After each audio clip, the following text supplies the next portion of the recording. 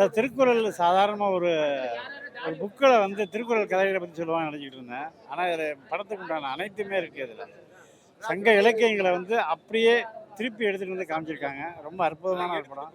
வாழ்த்துக்கள். இந்த படங்கள்லாம் கண்டிப்பாக ஓடணும், கண்டிப்பாக ஓடணும். திருக்குறள் மூவி எப்படி இருந்தது? படம் ரொம்ப அருமையா இருக்கு. எல்லாரும் ஃபேமிலியோட வந்து பார்க்கலாம். என்ன பிடிச்சிருந்தது? என்ன சொல்லியிருக்காங்க? எல்லாமே இப்போ இன்றைய அரசியல் பேசுறது, எல்லா டயலாக் ரைட்டிங் எல்லாமே நல்லா இருந்துச்சு. மியூசிக் எல்லாரும் சூப்பரா நடிச்சிருந்தாங்க. எல்லாரும் ஃபேமிலியோட வந்து பார்க்கலாம். இந்த ஜெனரேஷனுக்கு திருக்குறள்லாம் எத்தனை பேர் வந்து படிக்கிறாங்கன்னு தெரியல. இப்போ ஒரு மூவியா பார்க்கும்போது இந்த ஜெனரேஷன் உங்க ஜெனரேஷனுக்கு எப்படி ஃபீல் பண்றீங்க?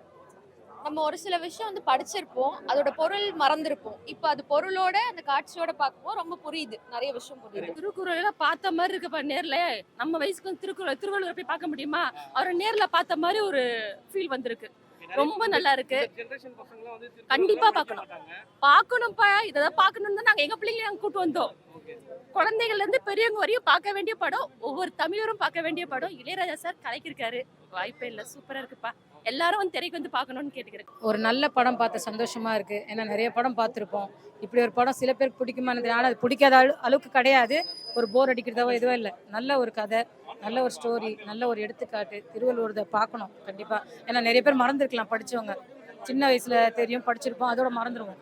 அதை மறக்காத நினைவுபடுத்துற மாதிரி ஒரு படம் நல்லா இருக்கு. அதே மாதிரி அந்த ஹீரோவோட அமைப்பு நல்லா இருக்கு. அந்த திருவள்ளுவரோட முகமே அவருக்கு அமைஞ்ச மாதிரி இருக்கு. நல்ல படம், நல்லா எல்லாம் பார்க்கலாம்.